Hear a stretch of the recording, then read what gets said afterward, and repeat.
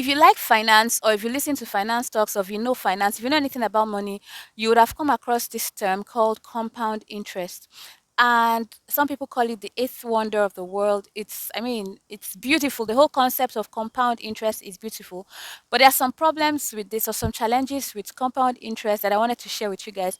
Tell me which group you belong to. So the first one is, now these numbers that I'll use is not data that I got from a trusted source. It was just someone who was sharing something online. So the percentages may not be right, but the person said that 80% of people in the world, or who want to know about money, or who use money, do not understand compound interest. So a quick example of what compound interest is.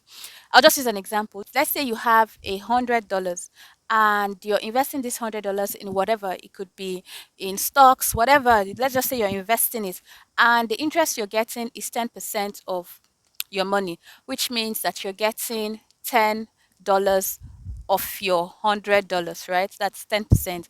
Now, what compound interest means in layman terms is that when I put my $100 this year, they give me $10. So now I have $110. The next year, I will not just put $100. I'll be putting $110. So 10% of this $110 is no longer $10. It's now $11. Do you get? So when you keep doing that, your money keeps building. By the time you've done this for 10 years, 20 years, 30 years, you'll see a substantial increase in that amount compared to when it started. That's just what it means. So this interest that you're getting is compounding, and your money is increasing.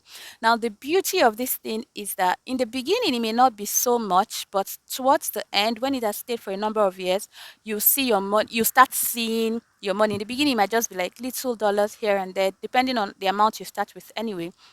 Now, this person feels that 80% of people don't understand compound interest. I hope that I've given you an example and you don't belong to this 80%. And then he went further to say that about 15% of people who even know about compound interest don't have the patience, the discipline to wait to start seeing yield. This one, I totally agree. Because people who even understand this thing are like, okay, let me start. But you start with the amount you're starting with, say your $100, and it doesn't feel like much because it's just little. But we don't have the patience or the discipline to wait it out, because it's in the later years that you start seeing this thing make a lot of sense. Now, there's another smaller percentage of people who are starting late. This, I mean, there are ways around this, but then you have to put in double efforts than if you started early. The key to this thing is starting to invest early, but there are some people that can't help it. Like me now, let's say I don't have any money, I don't have any income, I'm just looking for job. I'm looking for money to feed, I'm looking for money to do this and do that. I have to finish my basic needs before I can see the money to save, and then invest, right? So some people, because of life circumstances, start this thing late.